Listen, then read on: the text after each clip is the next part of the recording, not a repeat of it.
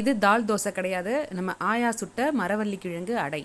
இப்போ எங்கள் ஆயாட்ட கிழங்கு அடை செஞ்சு கொடுங்கன்னு கேட்டாக்கா ஆட்டு உரல் கேட்குறாங்க. அதுக்கு நான் எங்கே போகிறது? அதை அவங்கக்கிட்டேருந்து கேட்டு தெரிஞ்சு நான் செஞ்சுருக்கேன். இது கொஞ்சம் கிறிஸ்பியாக இருக்கும். இந்த கிழங்கு அடை கொஞ்சம் சாஃப்டாக இருக்கும். உங்களுக்கு கிறிஸ்பியாக வேணும்னா கிறிஸ்பியாவோ இல்லை சாஃப்டாவோ செஞ்சு சாப்பிடுங்க. வாங்க இப்போ நம்ம வீடியோக்குள்ளே போனால் 2 கப்பு அரிசி ஒரு 3 மணி நேரம் ஊற வச்சுருக்கேன். இப்போ நம்ம மரவள்ளி கிழங்கையும் தோல் சீவி எடுத்துக்கலாம். அதையும் கட் பண்ணி கரெக்டாக 2 கப்பு வர மாதிரி பார்த்துக்கோங்க. சரிக்கு சரியாக இருக்கணும். 2 கப்பு மரவள்ளி கிழங்குன்னா 2 கப்பு அரிசி. அரிசி அதிகமாக போச்சுன்னா கொஞ்சம் அழுத்தமாக இருக்கும், கிழங்கு அதிகமாக போச்சுன்னா குழன்னு இருக்கும். அதனால கரெக்டாக சேருங்க. இப்போ அரிசியை நல்லா வாஷ் பண்ணிவிட்டு தண்ணியை விட்டு ஃபில்டர் பண்ணிக்கலாம். ஒரு பெரிய மிக்சி ஜாரை எடுத்துக்கோங்க. இப்போ நம்ம பெருசும் சின்னதமாக கட் பண்ண இந்த மரவள்ளி கிழங்கை அந்த மிக்சி ஜாரில் எடுத்துக்கிட்டேன். தோல் உரிக்காத ஒரு 7-8 பல் பூண்டையும் சேர்த்துக்கலாம். காரத்துக்கு ஏற்ற மாதிரி 5 காஞ்ச மிளகா, 2 டேபிள் ஸ்பூன் அளவு சோம்பு எடுத்துக்கிட்டேன். இப்போ இது எல்லாத்தையும் கொஞ்சம் கொஞ்சமாக தண்ணி சேர்த்து ஒரு சட்னி அரைக்கிற மாதிரி அரைச்சி எடுத்துக்கலாம். கிழங்கு தானே சீக்கிரம் மஞ்சிரும் பாருங்கள். பெருசு சின்னதமாக தான் கட் பண்ணி போட்டேன். இப்போ நல்லா ஸ்மூத்தாக ஃபைனாக அரைச்சி எடுத்துக்கிட்டேன். இப்போ நம்ம அரைச்ச அந்த கிழங்கு விழுத ஒரு மிக்சிங் பவுலுக்கு மாற்றிக்கிறேன்.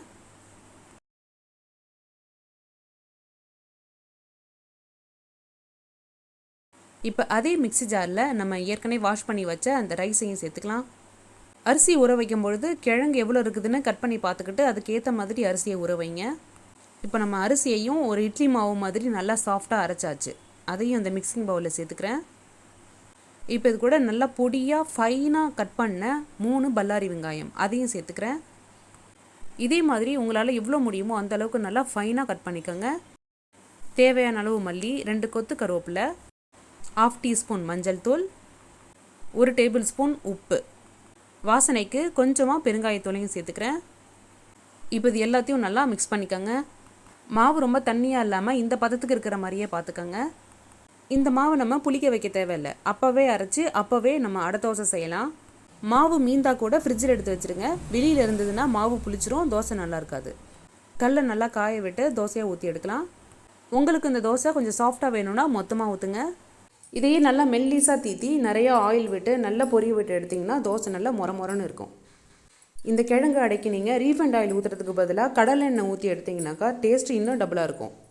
அரிசி ஊற வைக்க உங்களுக்கு டைம் இல்லை, உடனே செய்யணுன்னாக்கா நீங்கள் அரிசி மாவில் கூட இந்த தோசையை ஊற்றலாம். 1 கப்பு அரிசி மாவுக்கு 1 கப்பு கிழங்கு அரைச்சி எடுத்துக்கோங்க.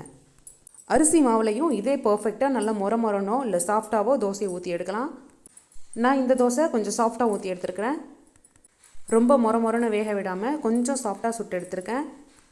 நல்ல வாசனையாக காரசாரமாக டேஸ்டியாக இருக்கும் இந்த கிழங்கு தோசை. செய்கிறது ரொம்ப ஈஸி, ஒரு வாட்டி ட்ரை பண்ணி பாருங்கள். இந்த கிழங்கு அடைக்கு கார சட்னியை விட தேங்காய் சட்னியும் வேர்க்கடலை சட்னியும் சூப்பர் காம்பினேஷனாக இருக்கும்.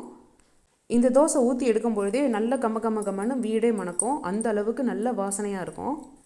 பாருங்கள், இதே மாதிரி கொஞ்சம் மொத்தமாக ஊற்றி ரொம்ப மொரன்னு செவக்க விடாமல் எடுத்திங்கனாக்கா இந்த தோசை நல்லா சாஃப்டாக இருக்கும்.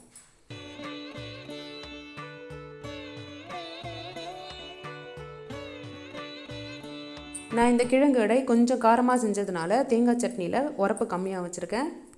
இந்த தோசையை பிக்கும் போதெல்லாம் நம்ம அது கூட சண்டை போடவே தேவையில்லை, இழுக்கிற பக்கத்துக்கு அதுவாக வந்துடும். செஞ்சதில்லைன்னா நீங்களும் ட்ரை பண்ணி பாருங்கள். இது கொஞ்சம் நான் மொரன்னு ஊற்றி எடுத்திருக்கேன். கொஞ்சம் கடலை எண்ணெய் அதிகமாக ஊற்றி நல்லா மொரன்னு செவக்க வேக விட்டு எடுத்திருக்கேன். தோசை ஊற்றி 2 மணி நேரம் இல்லை 3 மணி நேரம் ஆனாலும் இந்த கிறிஸ்பினஸ் அப்படியே இருக்கும். நம்ம வீட்டு குட்டி பசங்களுக்காக மொரன்னு கிழங்கு தோசை ரெடி. இந்த ரெசிபி பிடிச்சதுன்னா மறக்காமல் ஷேர் பண்ணுங்கள், சப்ஸ்கிரைப் பண்ணுங்கள். தேங்க்ஸ் ஃபார் வாட்சிங்.